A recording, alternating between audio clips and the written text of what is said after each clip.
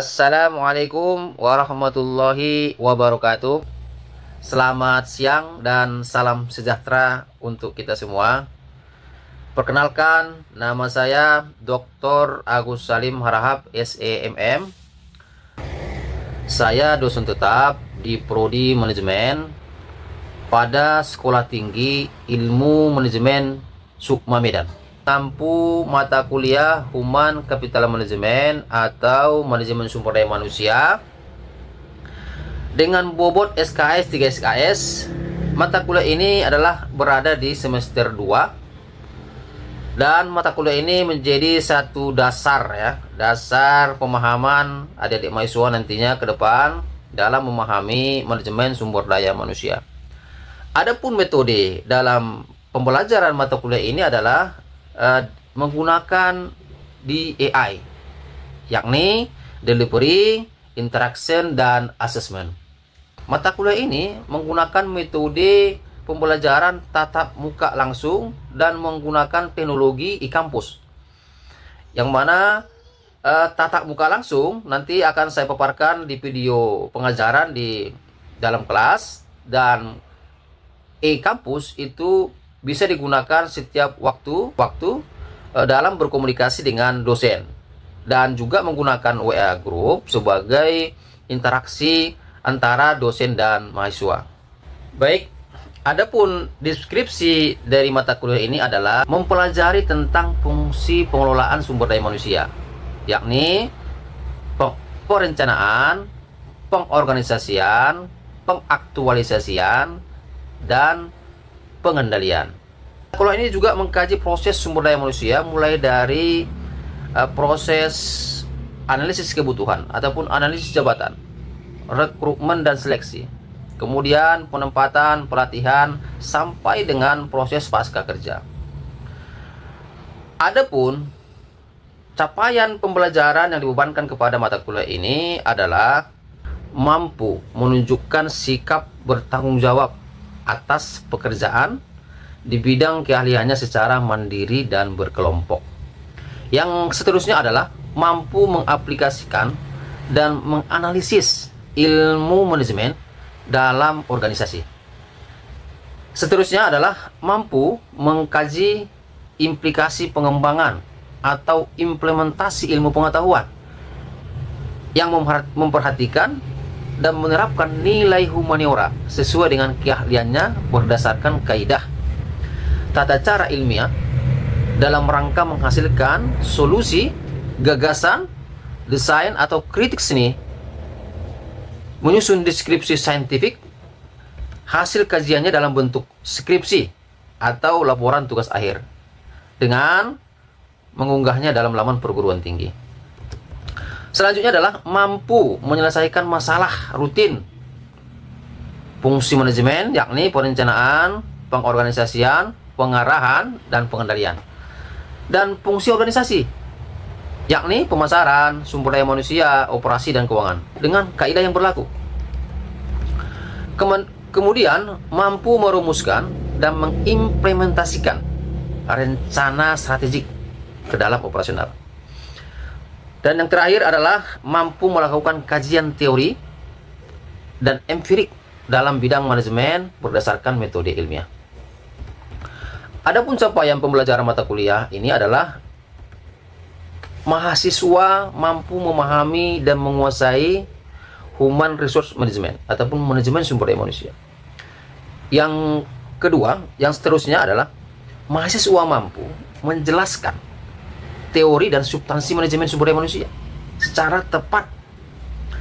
Dan seterusnya, mahasiswa mampu mengambil keputusan yang tepat dalam memecahkan masalah dalam pengelolaan sumber daya manusia, mulai dari analisis kebutuhan hingga pemutusan hubungan kerja. Dan seterusnya adalah mahasiswa mampu menunjukkan sikap bertanggung jawab atas pekerjaannya sebagai pemimpin ataupun manajer. Dan seterusnya adalah mahasiswa mampu mengambil keputusan yang tepat di berbagai studi kasus yang diberikan kaitannya dengan manajemen sumber daya manusia. Kemudian yang terakhir adalah bagaimana kemampuan akhir tiap tahapan belajar atau sub CPMK yang ingin dicapai. Yang pertama adalah mampu memahami konsep manajemen sumber daya manusia.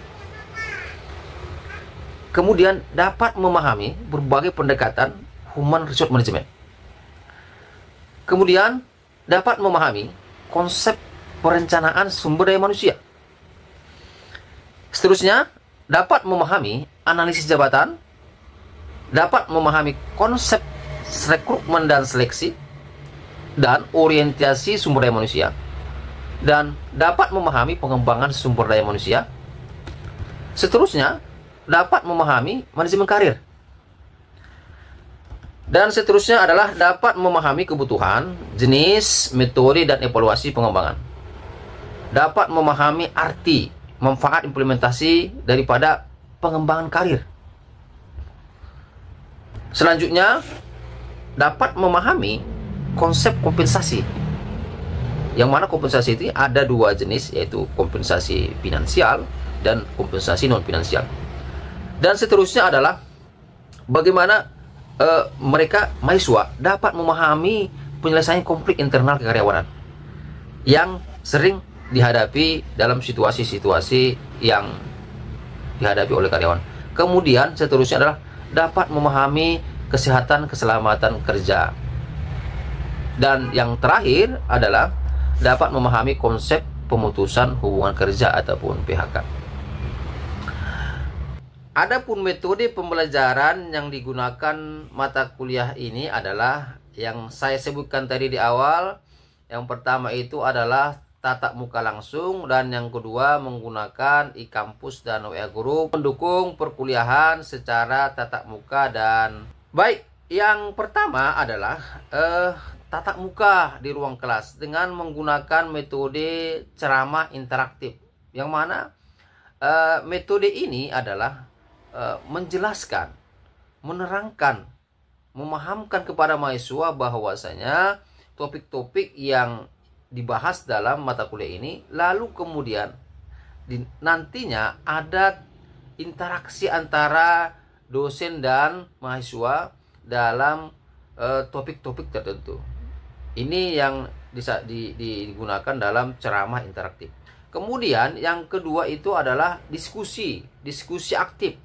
Diskusi aktif ini adalah dirancang untuk menyiapkan, ya, mahasiswa disiapkan untuk melakukan diskusi dengan dosen, dengan mahasiswa lain dalam tugas-tugas yang diberikan kepada mereka.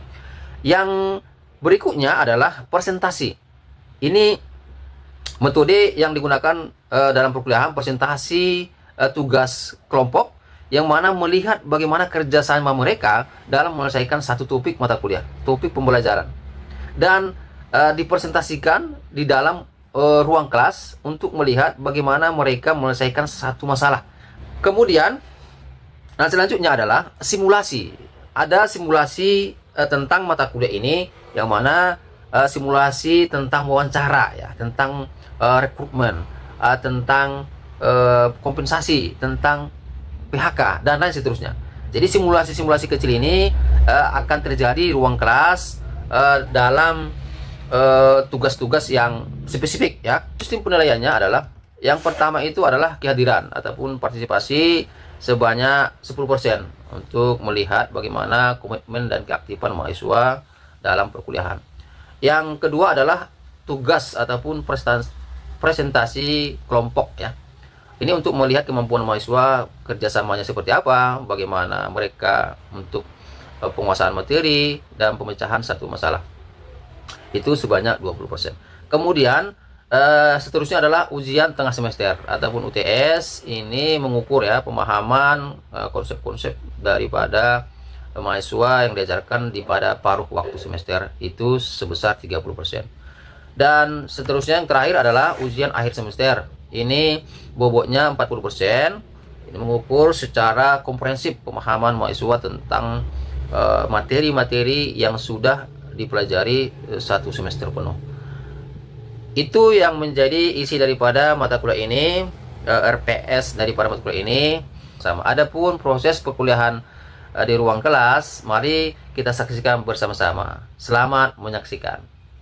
Assalamualaikum warahmatullahi wabarakatuh. Waalaikumsalam warahmatullahi wabarakatuh. Selamat siang. Siang. Semua. Puji syukur kepada Allah SWT yang telah memberikan kita kesempatan untuk dapat hadir di ruangannya pagi ini. Dengan semangat kalian sebagai generasi muda itu menjadi spirit ya bagi saya sebagai walaupun tidak muda lagi, karena saya mengingat ketika saya berkuliah begitu sulit untuk mendapatkan kesempatan untuk berprestasi. Baik, hari ini kita lanjut kita di pertemuan yang ke-13 membahas tentang evaluasi kuliah dari pertemuan pertama sampai dengan pertemuan ke-12. Kemudian ketika sudah direncanakan tahap berikutnya kita akan melakukan perekrutan ya. Karena perekrut itu ataupun seleksi itu menjadi salah satu ruang lingkup daripada manajemen sumber daya manusia. Jadi kalau di dalam rekrutmen itu kita kan mau mencari potensi-potensi yang bisa menjadi pilar ya untuk memajukan satu organisasi. Masukkan di dalam MSDM sebagai pekerjaan kita sebagai orang manajemen. Sama halnya dengan itu. Perusahaan ini punya target di tahun 2030 mempunyai cabang-cabang di setiap kota-kota kecil. Artinya di perencanaan awal mereka sudah membutuhkan sumber daya yang potensial. Makanya dilakukan seleksi. Setelah seleksi didapatkan sumber daya atau karyawan baru, lalu dilakukan namanya orientasi. Orientasi ini menjadi pengenalan ya bagi seorang karyawan atau sumber daya manusia yang baru. Kemudian dilakukan bagaimana dia bisa beradaptasi dengan budaya yang ada di perusahaan itu. Sama halnya kalau kita analogikan dengan sekolah. Kira-kira setelah kita diterima di sekolah, apa yang terjadi? Apa yang setelah itu dilakukan oleh sekolah? Ada orientasi? Ada ya? Setelah kita diterima, ada namanya orientasi siswa. Pernah dengar? Maksudnya apa itu? Memperkenalkan siswa. Lagi ada yang lain? Pengenalan kampus. Kalau di kampus apa namanya? Pengenalan kampus ya? Sama dengan karyawan tadi. Ketika dia masuk dalam satu organisasi, dia akan dilakukan orientasi.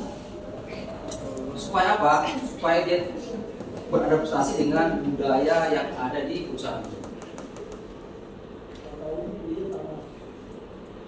Setelah orientasi akan dilakukan namanya pelatihan. Kalau pelatihan ini itu meningkatkan kompetensi seorang SDM ya, yang dulunya mungkin dia tidak punya sertifikat. Setelah diberikan pelatihan mendapatkan pengetahuan dan memiliki sertifikat. Dua, hal satu ini. Kalau di perusahaan meningkatkan kapasitasnya sebagai sumber daya yang punya kompetensi yang unggul. Kemudian apa lagi? Setelah dilakukan pelatihan apa lagi? Diberikan dia kompensasi. Udah kita pelajari kan? Kompensasi itu apa itu? Ada dua garis besar. Kompensasi, satu finansial dan satu non finansial. Kalau finansial seperti apa?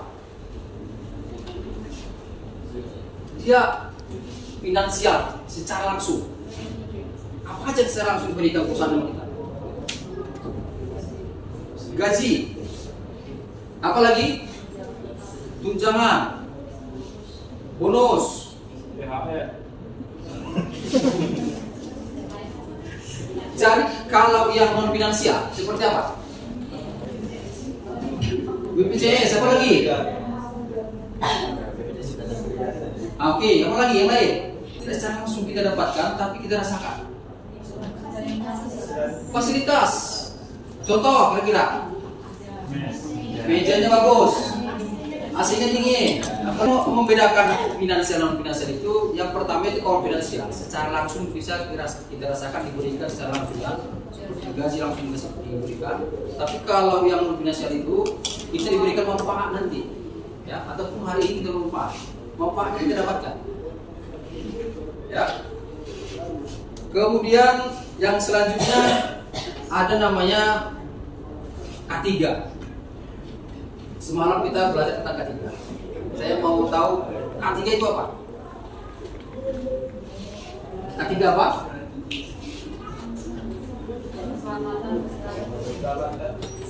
Oke. Apa K3? Oke. Semalam itu kesehatan keselamatan kerja, ya. Itu undang-undang berapa itu? Kita baru pelajari semalam. Undang-undang berapa? Nomor 1 tahun? Oke. Undang-undang 1? Oke. Baik, itu cikal bakalnya. Supaya apa? Untuk melindungi para pekerja dari berbagai hal seperti kecelakaan kerja, kemudian penyebaran penyakit. Karena pekerja itu bukan hanya sekedar mengeluarkan energinya untuk perusahaan, tapi dia juga punya hak untuk selamat dan sehat.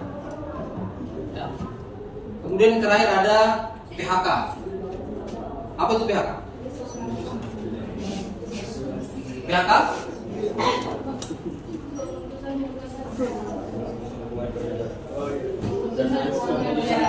Oke. PHK ini diatur di dalam undang-undang berapa? 2023. 2003. Oke. Itu membahas tentang ketenagakerjaan. Di situ dijelaskan hak-hak dari para pekerja dan apa saja yang dia dapatkan ketika sudah di PHK. Kalau sudah di PHK, lalu kemudian tidak sesuai pesangon yang didapatkan, kemana dia pergi? Ada lagi yang lain? Kita kan dari PHK ini, kemudian kita diberikan pesangon untuk kita sebagai karyawan di PHK. Tapi pesangon itu nggak sesuai dengan yang tercantum dalam undang-undang itu. Apa yang bisa kita lakukan? Kita review ya, yang kita bahas minggu lewat. Apa bisa kita lakukan? Kemana itu? Ke PHI, sebelum PHI ke Disnaker. Ke Disnaker itu kita mengadukan keluhan kita. Di Disnaker itu akan terjadi apakah solusinya mendapatkan langsung atau hanya sekedar mediasi. Mediasi kira-kira seperti apa? Kalau di Disnaker kita mendapatkan langsung yang kita tutup atau hanya diberikan mediasi saja, kira-kira. Mediasi ya.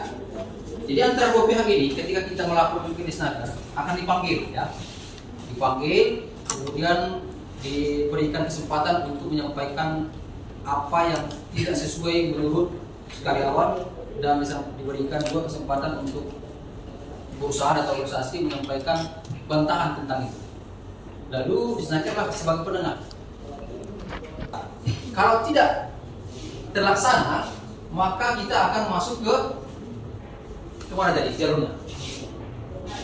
Ke PHI, itu jalur pengadilan. Di pengadilan itulah kita akan melihat apakah pihak perusahaan dan pihak karyawan itu memperoleh haknya masing-masing. Karena porsi-porsinya akan diberikan pada saat bersidang. Itu kira-kira yang ruang lingkup yang dibahas dalam manajemen sumber daya manusia ya. Yang pertama apa tadi? Oke, yang kedua ada perencanaan dari dalam ya. Oke. Kemudian perencanaan itu disampaikan. Ada rekrutmen seleksi. Dan setelah itu kita dari seleksi ini masuk orientasi. Apa orientasi? Tempat baru kerjaan. Oke. Setelah itu baru lakukan pelatihan. Untuk apa pelatihan itu? Untuk meningkatkan kualitas skill. Ya. Setelah itu diberikan dia membuat kompensasi. Karena kalau orang yang bekerja pasti pakai dia menginginkan itu, ya. Kemudian sebenarnya ada manajemen karir yang disediakan oleh perusahaan untuk sumber daya ataupun siapa yang mau berkarir, yang mau meningkat. Ya. Dan terakhir itu ada namanya K3 dengan PHK. Mungkin itu ada kira-kira pertanyaan? Ada pertanyaan?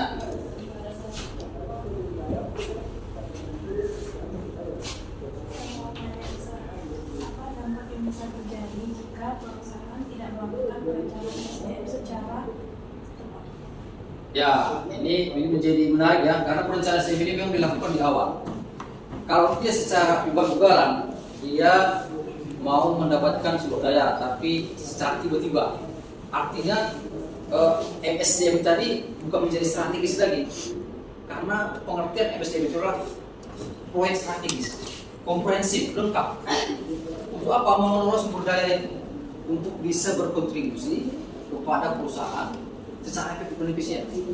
Ketika kita melakukan perencanaan tidak dengan secara sistematis, artinya ini bertentangan dengan teori tadi dan berakibat fatal dengan mereka. Karena sesuatu yang tidak direncanakan, apalagi dalam proyek strategis, ini berdampak negatif kepada perusahaan sendiri. Jadi sumber daya manusia itu atau manajemen sumber daya manusia itu tidak bisa dilakukan secara tiba-tiba ataupun serampangan. Harus memakai perencanaan strategis. Ada yang kira-kira? Assalamualaikum warahmatullahi wabarakatuh.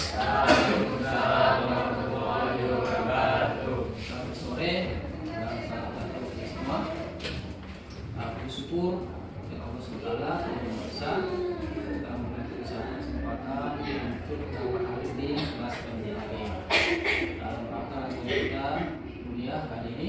Jadi saya kesempatan kepada kelompok 8 Asrama Amki kita untuk mempresentasikan hasil dari materinya maksimal 10 menit. Dipersilakan.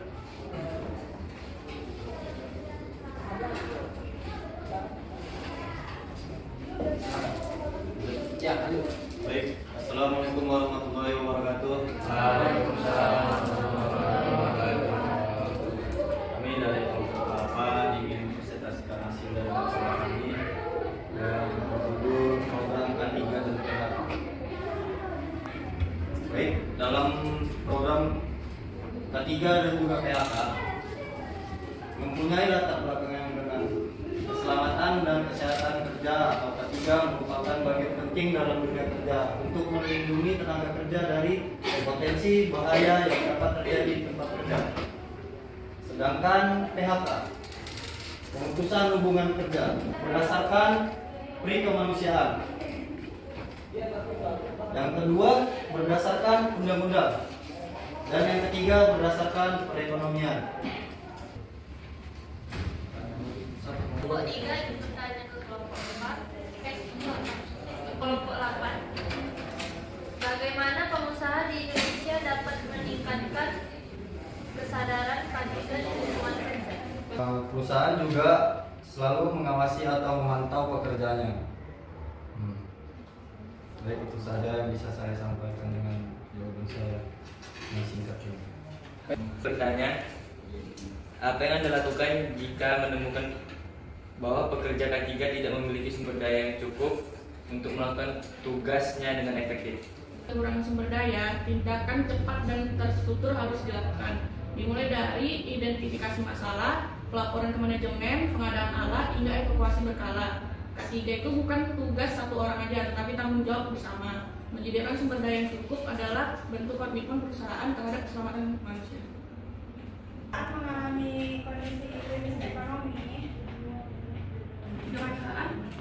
mengalami krisis ekonomi, mana yang lebih etis antara merumahkan sebagian karyawan tanpa gaji sementara atau melakukan pihak permanen?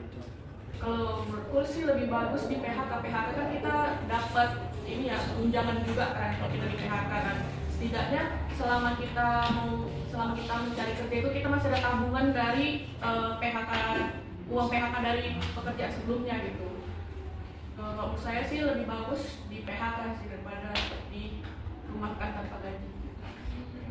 Tapi tergantung dari perusahaannya juga kan. Kalau setahu saya sih kebanyakan perusahaan-perusahaan di Medan ya, termasuk teman-teman saya yang kena PHK pun banyaknya minta di PHK kan daripada dirumahkan tanpa digaji. Itu kan sama aja kayak yang ngapain gitu kan, nggak ada kerjaan juga cuma nggak ada gaji juga kan, anak istri makan apa gitu. Terus tanpa pasien juga, meskipun udah ada hitam di atas putih antara perusahaan dan karyawan pun kita nggak bisa menjamin perusahaan itu bisa bertanggung jawab atas hitam dan putih itu. Baik, ada tanggapan lain?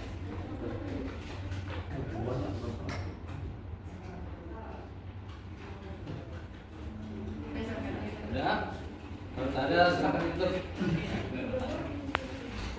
Baik, kami akan menutup presentasi kami. Assalamualaikum warahmatullahi wabarakatuh.